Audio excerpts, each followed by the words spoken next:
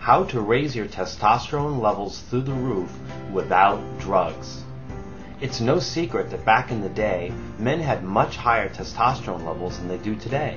There simply had to be something that motivated men to hack their way through the wilderness and assemble a civilization.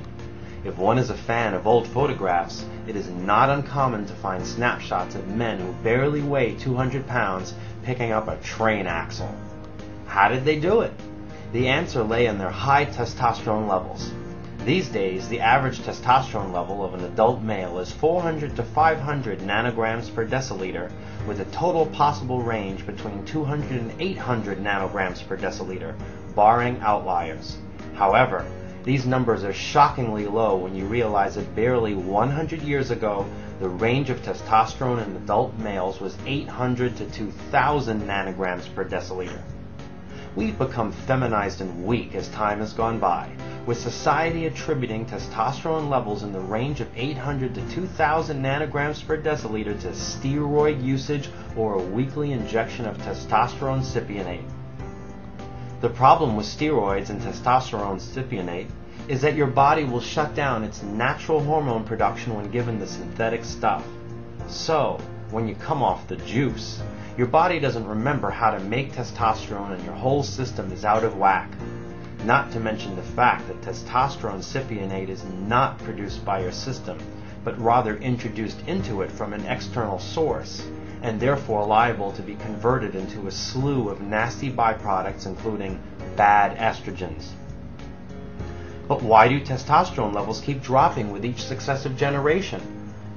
There are three major factors at play here. 1. Heavy metals, pesticides, fluoride, chlorine, and estrogen-mimicking chemicals are wreaking absolute havoc with the receptor sites in our endocrine systems. Just imagine a toxic monkey wrench being thrown into the delicate machinery that is your endocrine system. It's hard to escape these poisons since they saturate our food, our water, and our air. 2. Instead of consuming a diet fit for a predator, we are fed a diet fit for a barnyard animal. Meat and fat are maligned despite the fact that testosterone is manufactured from cholesterol, while carbs and sugars are worshipped, the worst form of this idolatry being high fructose corn syrup. Refined sugar wreaks havoc on your endocrine system and will give you diabetes as surely as smoking will give you lung cancer. 3. We are utterly starved for vitamins, minerals, and other nutrients that are essential for the production of testosterone. These nutrients are vitamin A, vitamin C, vitamin D, iodine, iodide, and magnesium chloride. What's interesting is many of these nutrients are branded as toxic and dangerous, when in fact they are not. Now, it can be argued that high testosterone levels are simply not desired in today's world, where we are expected to sit in cubicles for the better part of our days, where getting into a street fight can land you in the penitentiary, and where we are expected to swallow ever-increasing affronts to our sovereignty. Yes, high testosterone levels are simply not desired by our masters. With this in mind, it can be argued that men are being poisoned on purpose as part of a conspiracy to make sure we stay little boys throughout our entire lives. Testosterone, after all, is the fuel that drives personal growth in a man and is the source of a man's courage. Now, before you dismiss this as conspiracy theory, remember that fluoride was first introduced into the water supply in Soviet prisons in order to keep the prisoners docile. The warden certainly had no interest in preserving the health of his inmates' teeth. Okay, so you're feeling me and want to commit to living a lifestyle that allows for the highest level of testosterone possible. But what steps should you take? The first thing you need to do is detoxify. This is easier than you think and doesn't require daily enemas or anything messy like that. You also don't have to drop $500 on a blender and start grinding up expensive organic vegetables. All you need to ingest is zeolite and MSM, an inexpensive form of sulfur. Zeolite is a volcanic mineral with a specific lattice structure that traps all manner of toxic nonsense and removes it from your body via your urine. Lots of companies sell expensive liquid zeolite, but all the studies that were done used the powdered micronized zeolite. One can take 1 tablespoon a day of the stuff along with 1 teaspoon of sodium ascorbate, which is buffered vitamin C. MSM cleans out and regenerates your liver, which is important because if your liver is dirty, testosterone production is going to suffer. One can take 1 tablespoon a day of the stuff along with 1 teaspoon of buffered vitamin C. Now you may ask why I'm including buffered vitamin C in both drinks. Buffered vitamin C is just so incredibly valuable with respect to testosterone production for 2 reasons. 1. Your adrenal glands are literally made from vitamin C, and millions of men are suffering from adrenal fatigue. This is critical because if your adrenal glands are burned out, you will never be able to produce high testosterone levels. Forget about all those supplements being peddled for your adrenal glands. Just consume as much buffered C as you can and you will be fine. 2. You need to make friends with cholesterol because your body manufactures hormones from it. Yet people are scared of it because the media has gotten people to believe that cholesterol causes clogged arteries. Let me tell you what really happens. Most of the population doesn't get enough vitamin C, so they are actually suffering from subclinical scurvy and don't even know it. Your body uses vitamin C to repair your arterial walls, and when there is not enough vitamin C around, your body gets worried that your arteries may burst. So, lacking in vitamin C, it takes cholesterol and uses it like spackle on drywall to reinforce them. Sure, eventually they will clog and you will die, but it's better to die a few years down the road from clogged arteries than to die today from ruptured arteries. See, your body is always making decisions by default that will keep you alive for as long as possible. It's the body's basic programming: survive and reproduce, in that order. The thing to remember about vitamin C is that when you take too much orally, you will get diarrhea. In the beginning, given you may be utterly starved for it, you may find you can ingest up to 60 grams a day of buffered C without diarrhea. But as the days go by, you will have to drop the dose to around 5 to 10 grams ingested over the course of the day, dependent on stress levels.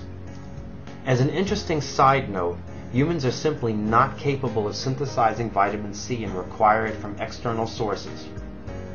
Goats, when under stress, synthesize as much as 150 grams of vitamin C per day in their own bodies. So I'm sure you can see how these 3 inexpensive powders, zeolite, MSM, and sodium ascorbate, are regenerating your adrenals and liver while detoxifying you of all those nasty chemicals that are gunking up your endocrine system. But detoxifying yourself is one thing.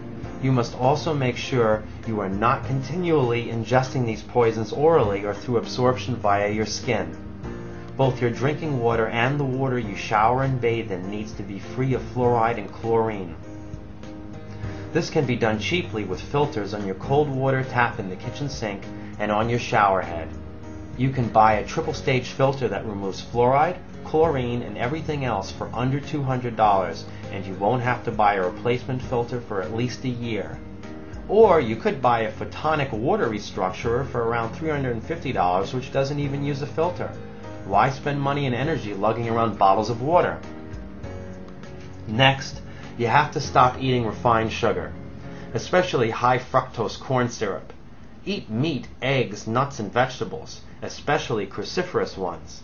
Once again, don't be afraid of fats. Fats make your food taste great, and fat is the only source of energy your body can completely survive on. Try living on just carbs or just proteins. You will die sooner rather than later. Try living on just fat. You will live. As you cut carbs and sugars from your diet, your body will begin to burn fat as fuel instead of carbohydrates. You'll turn into a fat-burning machine.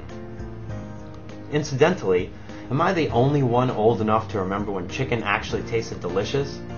I can remember buying a whole rotisserie chicken at the corner deli for $3, and it was the most delicious thing around. These days, you might still be able to get a $3 rotisserie chicken at your local supermarket as a ploy to get customers in the door, but that chicken will taste like styrofoam. That's because they breed these birds to have minimal body fat. Interestingly, back in the 1950s, eating meat was promoted to the ladies by the beef industry to keep them slim and trim. Then around the early 1980s, the last time I had a tasty chicken, they put it into people's minds that eating fat makes you fat. Seems logical, but only if you are uneducated. My point is that man should never be afraid to eat mammal. Meat is the only source of nutrition which still has nutrients in it, especially the liver. Liver is so packed with nutrition, it could be stuffed in a bottle and sold as nature's original supplement. But people turn up their noses when you mention liver to the degree that I can buy organic grass-fed beef liver at Whole Foods for $3 a pound. It's so cheap because nobody wants it. Now let's talk about specific nutrients that we need to supplement with in order to attain the highest testosterone level possible. Vitamin A is critical for high testosterone production, and vitamin D is nature's version of an anabolic steroid. So instead of injecting testosterone cypionate and popping D-ball, try ingesting as much vitamin A and D as you can. But be careful, most vitamin A and D supplements are synthetic. This includes many high vitamin cod liver oils because the companies that process and manufacture them add additional synthetic A and D and simply don't tell anyone. Synthetic A and D is downright deadly. Natural vitamin A and D, on the other hand, has never harmed anyone and can be taken in high amounts with no side effects except for awesome health. I've consumed over 50,000 units of vitamin A and over 5,000 units of vitamin D every day for years. The key here is to ensure that you are taking natural and not synthetic vitamin A and D, and that is often difficult to determine.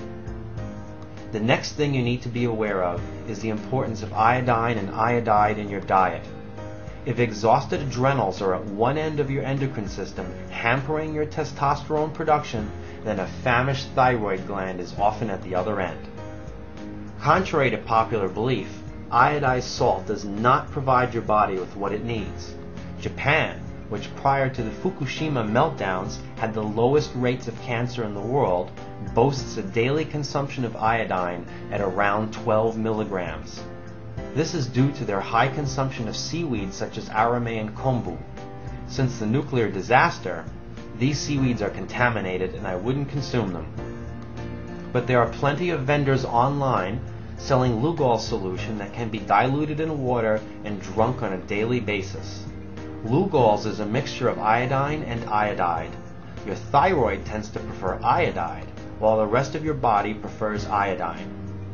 I would shoot for a lower daily dosage than the Japanese ingest, but certainly more than the 150 micrograms recommended in this country.